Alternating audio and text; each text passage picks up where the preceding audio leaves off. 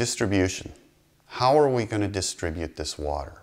What is the whole concept? Why would we want to take desalinized water and distribute it to such a large degree? Why would we not want to just service those communities that are close to the water and just leave it at that? And the point to be made here is that the world is under stress. The world is under water stress, and that's both from communities that are at the water's edge, and that's also communities that are far inland. So we need to distribute this water to where it isn't. We have basically used up our allotment of natural fresh water sources to the degree that we now see and hear about places that are actually becoming affected by the drying out of the earth because of the fact that they have now extracted so much fresh water that the ground is sinking. And so my proposal is that in order for us to get enough water to draw down the oceans so that our cities are not overwhelmed by the global rise in oceanic sea levels, is to create a global network of aqueducts, water delivery systems to go where they have never been before.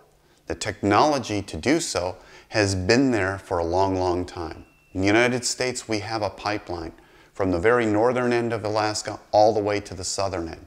That would be analogous to the very top border where the United States borders Canada, all the way down to Texas. If we can pump oil across the entire Alaskan peninsula, then we can pump water across vast distances and do this on a global basis. And I submit to you that we must do this on a global basis, because if we don't have complete global participation in this plan, there won't be enough usage of water to make a dent in the global oceanic rise in sea levels in order for it to make a difference. If only the United States adopts it, or only France adopts it, or Japan, or what have you.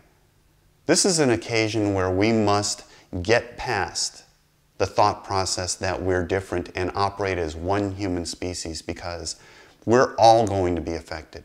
This has nothing to do with nations and boundaries and sovereignty. This has to do with human species, regardless of religion, color, cultural background. We're in for the fight of our lives. Our cities are at risk. Our people are dying because they don't have any water. I propose that we create delivery systems where places like Afghanistan, we saw an article recently from the BBC where they went back to the villages north of Kabul to talk to the people to see if their lives were any better. And they said, well, yes, our lives are a little bit better, but we can't grow anything. We can't grow anything because we don't have any water. We can pump water to Afghanistan. We can make it a fertile ground. We can pump water into the plains of the United States. We can pump water all over the African continent. We can provide water for people who are dying. And with that water comes oh so many things. But the distribution system is critical to that. The distribution system is an aqueduct system unlike any other. But the Romans did it. This is just an extension on a concept that the Romans did. So if we take that concept a little bit further, we can then create a global aqueduct system.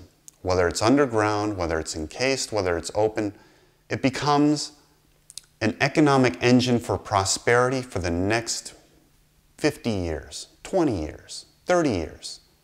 But I submit to you that if we do not get the opportunity to save our cities from being run over by the global rise in oceanic levels. So how are we going to do that? We're going to have to build a way to distribute that water. In the United States, we would distribute it all throughout the West. We would make the West, instead of being a desert, we'd have to make it into an agricultural area. We would do the same in Mexico. There are so many places in Mexico that we could make fertile and green can provide fresh water. Even those places where fresh water is a natural occurrence and there's plenty of it. We as a society have been drawing down our natural freshwater sources, and we shouldn't be using those natural freshwater sources anymore. We need to use as much water out of the ocean as we can in order to make a dent, in order to preclude the event of the water coming over our shores and taking over all of our cities and losing countries and thousands of people displaced. So we would be putting tradespeople to work. We would be putting engineers to work. We would be putting architects to work. And we would be doing, on a global human level, we would be putting the entire world to work to build distribution systems, water distribution systems, so that everybody has water. By doing this, it is our only hope at drawing down enough water to save the planet from a catastrophic event. And if we do so, then we have the ability to create so many opportunities. Financially, right now, at this very moment in time, we're facing a global recession depression. If we sit up and take notice of what this opportunity portrays to us, we can decide that we are not going to allow this recession depression to take place. And we, on a global basis, can go back to work. We, on a global basis, can go back to work on things that have value instead of financial services companies that continue to create numbers that have no value. But we can create assets that have value to us as humans, because our point is that we have a very short period of time on this planet, and we are custodians. So we now have to set the stage for the next generation. If we do this, generations and generations and generations will survive.